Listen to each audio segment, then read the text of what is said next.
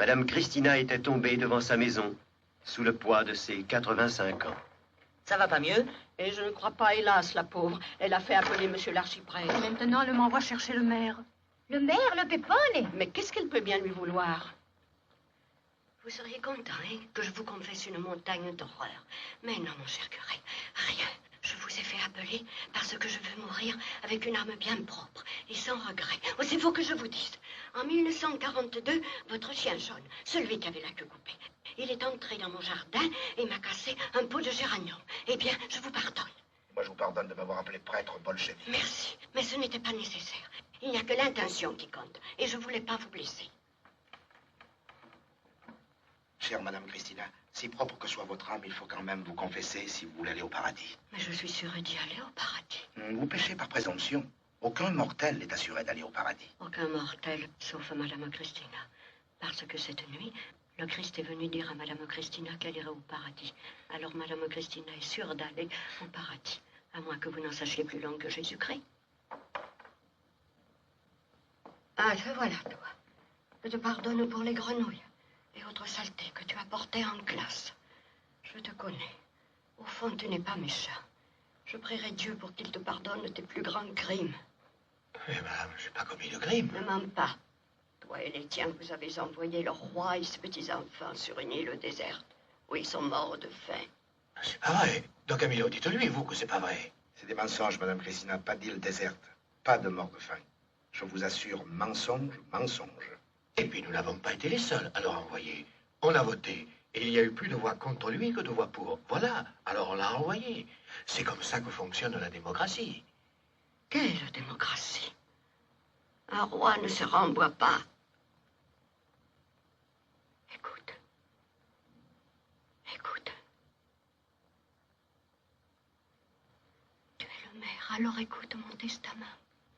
La maison n'est pas à moi. Les meubles non plus.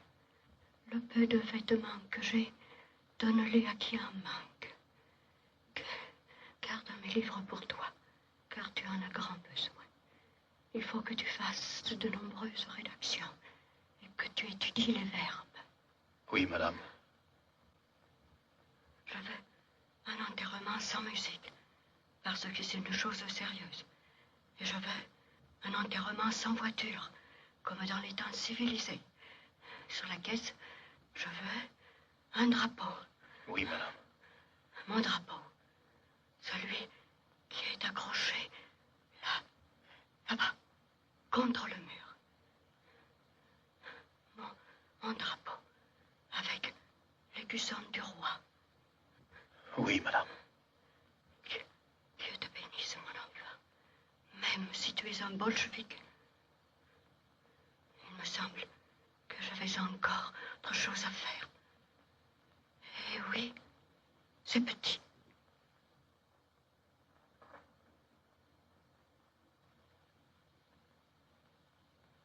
Je n'ai plus le temps. Dieu s'en occupera.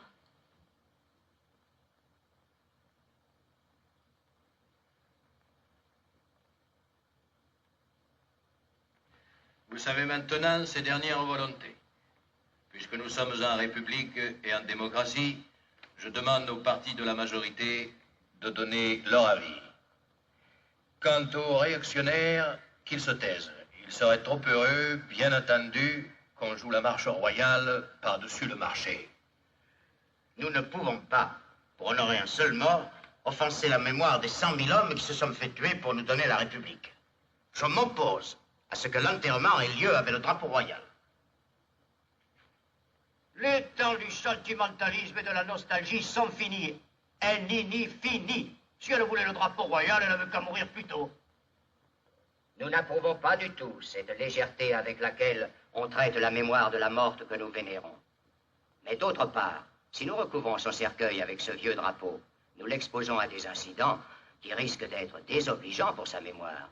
Nous sommes donc également opposés au drapeau de la monarchie. Qu'en pense monsieur le curé? Le curé attend de connaître l'opinion de monsieur le maire avant de parler.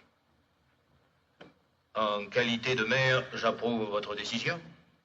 Toutefois, comme dans ce village, ce n'est pas le maire qui commande, mais les communistes, en qualité de chef communiste, je vous dirai que je me fiche de vos conseils. Madame Christina ira au cimetière avec le drapeau qu'elle a voulu. Parce que je la respecte plus, elle morte, que vous tous vivants. Si quelqu'un a une objection à me faire, je le fais passer par la fenêtre. Monsieur le curé a quelque chose à dire? Je cède à la violence.